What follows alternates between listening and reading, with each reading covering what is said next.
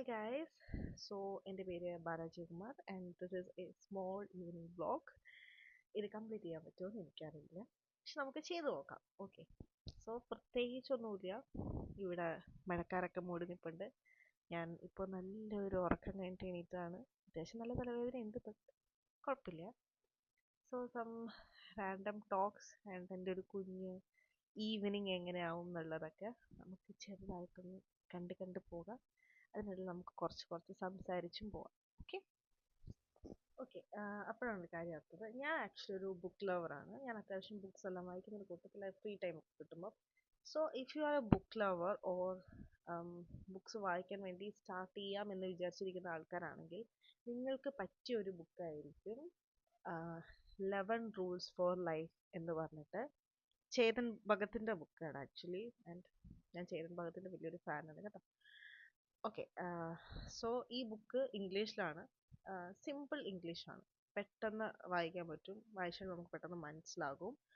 And ഇപ്പോൾ self improve ചെയ്യണം എന്നുള്ള ആൾക്കാരാണ് എന്നാണെങ്കിൽ അതൊരു ഗുഡ് ഓപ്ഷനാണ്.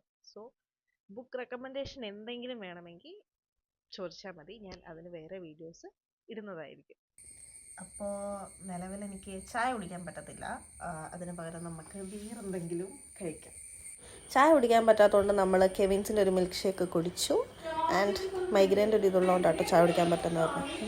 എൻ്റെ ഒരു പൂച്ച ഫാമിലിയാണ്. എവിടെ നോക്കിയാലും പൂച്ചേനെ കാണാൻ പറ്റും. ഒരു 10-15 പൂച്ചയെങ്കിലും എൻ്റെ വീട്ടിലുണ്ട്.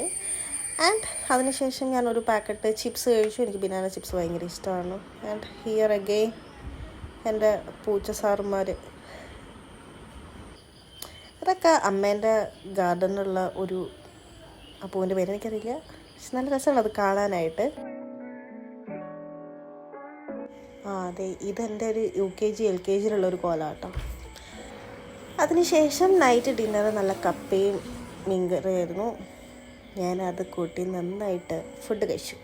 ചില സമയത്ത് ഫുഡ് ഭയങ്കരമായിട്ട് കഴിക്കും, ചില സമയത്ത് ഒട്ടും കഴിക്കത്തില്ല. ഇന്ന് പിന്നെ അത്യാവശ്യം നല്ല വിശപ്പുണ്ടായിരുന്നുകൊണ്ട് അങ്ങനെ തന്നെ കപ്പയും നല്ല മീൻ വറുത്തതും ഒക്കെ കൂടെ കഴിച്ചു. അപ്പം ഇന്നത്തെ ഫുഡ് ഒക്കെ കഴിച്ചു. ഇനിയിപ്പോൾ വേറെ പരിപാടിയൊന്നുമില്ല. ഒരു 9-9:30 ആകുമ്പോഴത്തേനും കിടക്കും, ഉറങ്ങും. അതിന് മുന്നേ എനിക്ക് എൻ്റെ മരുന്നെടുക്കാനുണ്ട്, മൈഗ്രൈൻ്റെ മെഡിസിൻ ഉണ്ട്. സോ അത് കഴിക്കണം. കുറച്ച് നേരം ബുക്ക് വായിച്ചു.